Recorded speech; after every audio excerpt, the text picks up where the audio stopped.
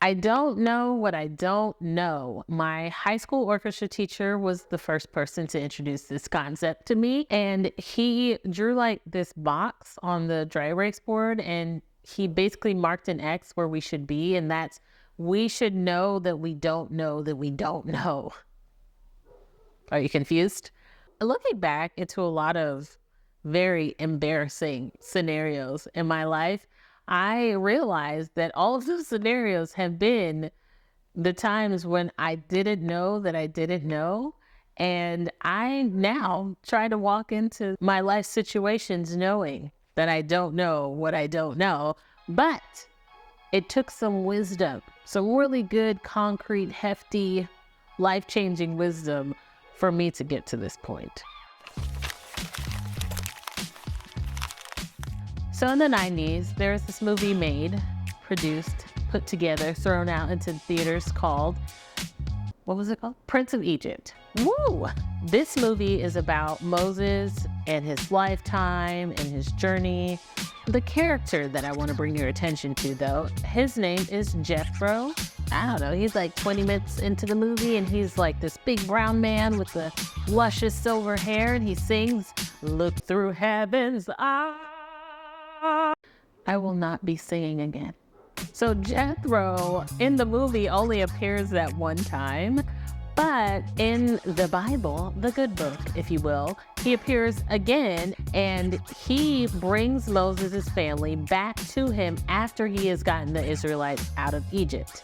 He's like, "Hey man, here's your fam. Also, tell me about the things." So Moses tells Jethro about all that the Lord has done, from the staff, the snake, the burning bush, locusts, frogs, the Red Sea, manna from heaven. Jethro acknowledges God and his might and his authority and offers him up a burnt sacrifice, and all of the people are like, "Great," and they have a meal. The next day, Moses is getting up. He's sitting down amongst the people that have come to see him, and Jethro's like, "Hey, what are you doing with these people? Like, what's happening?" Moses tells him, like, they come to me so that I can help them and know God's will for whatever they're dealing with currently. Jethro's like, "Yeah, I don't know that this is sustainable. I don't think you can keep doing this and be a sane person." Jethro recommends that he should probably have a better system set up, and then Jethro basically maps out the system that he thinks Moses should try, and Moses implements it, and then Jethro goes home.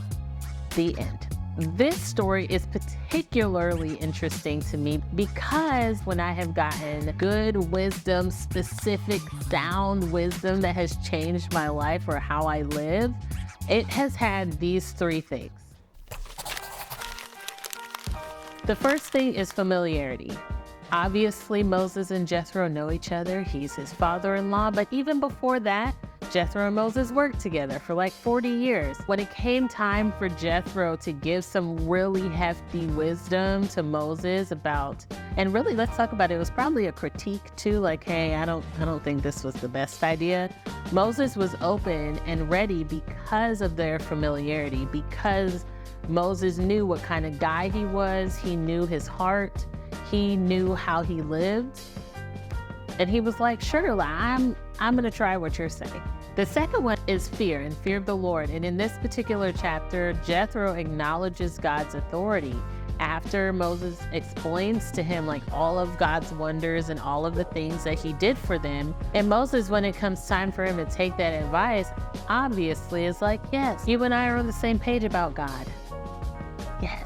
That part was really vital for me, especially when I was experiencing an unplanned pregnancy. I needed advice from people who were following Jesus closely. Proverbs 16:6 says, "Through love and faithfulness, sin is atoned for. Through the fear of the Lord, evil is avoided." In being unmarried, pregnant, ashamed, sad, embarrassed, all of those things, I really needed people who feared the Lord, who had experienced him in their lives, who had awe of him, like that fear of God, and not in just like a scary way, like not in like, "Oh, he's big and he could smite me at any moment," but really from the perspective like the Lord has done so much in my life, I hold reverence for him. And that was really important to me. And because I was able to find people who held that reverence for the Lord, that fear of the Lord, I can still say that the wisdom that they gave me then, that fruit is still fresh now. And it's been like 10, 12 years. It's still working. It's still doing its thing. I still reference it today. I also got advice during that time that wasn't so sound. It came from a good place and they're good people, but the fear of the Lord really differentiates God-fearing wisdom from wisdom. Like wisdom is experience and knowledge, but when you add Jesus, when you add God into the mix, we need different things. There are different things at play here, and that leads me to the next thing.